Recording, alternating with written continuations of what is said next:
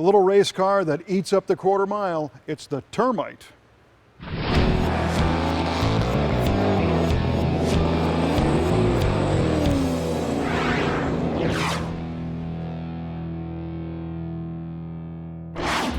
Back in the early 1960s, Ford sold an economy car called the Falcon. It was a lightweight, basic car that delivered great economy from the 144 cubic inch Thrift Power six-cylinder engine. You know, the kind of platform that makes for a great race car.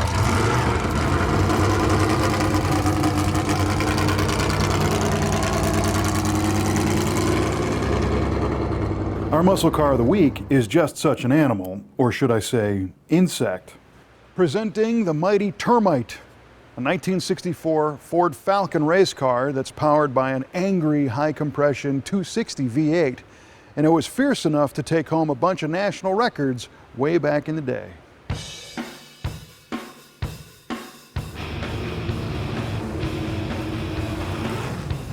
The American Hot Rod Association was a wildly popular racing organization in the late 1960s with over 2,400 sanctioned events and 25,000 members in 1969. And with drag strips all over the country, they had classes for all kinds of cars, which made it relatively cheap and easy for regular people to go racing.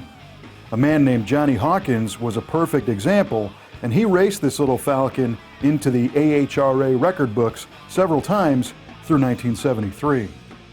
The Termite started life as a Ford Falcon sedan and not one of the fancier Futuras or sporty Sprint models. No, it was as base as a base model could be, save for the 260 cubic inch V8. Your regular 260 was a decent performer. In fact, Ford called the 164 horsepower version the Challenger V8, but it certainly wasn't a race winner. Once you pop the windshield-facing scooped hood, you'll see that the Termite's Boss 260 has been modified with popular go-fast parts from back in the day. The most obvious being a pair of 660 CFM Holley carbs perched high atop a tunnel ram aluminum intake manifold. You won't find any power steering, power brakes, air conditioning, or other weight-adding, power-robbing accessories, but you will find long tube headers, a PCV catch can, an aluminum radiator, and a hot ignition system. These old Falcons make great race cars because they're really very simple. They're lightweight, there's not much to them, but it's loaded with the right speed parts because you can see how hard this thing runs. When you turn the key, the 13-to-1 piston starts swinging with enough force to rattle your brain, and the custom ground solid cam lopes heavily. An economy car, this ain't no more.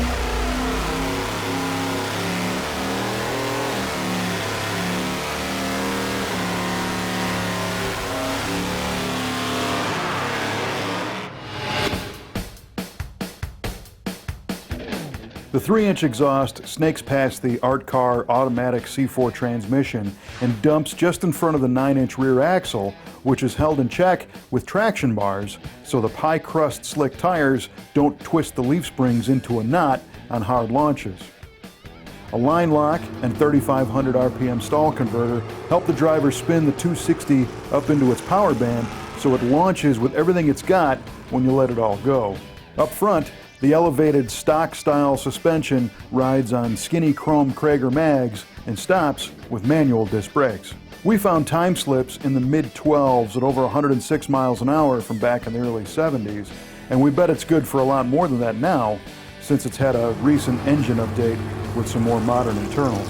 The Termite's driver gets to sit on the original park bench front seat and is surrounded by a simple red roll bar.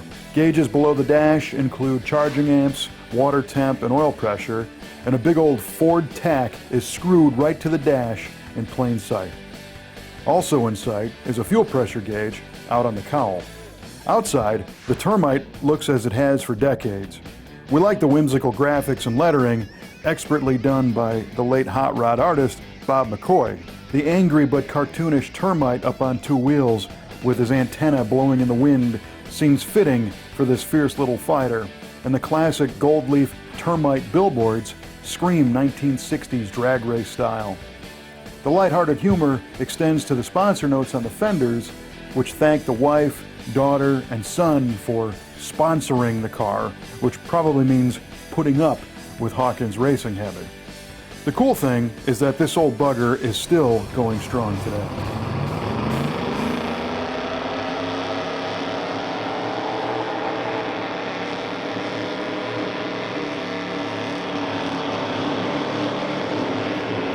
Thanks for watching this episode of Muscle Car of the Week.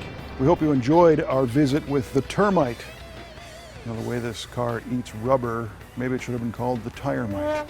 No, that was bad. We have more cars just like this on our website at MuscleCarOfTheWeek.com, and you can share your thoughts with us on our Facebook page or YouTube channel. And we will see you next time with another cool muscle car from the Brothers Collection.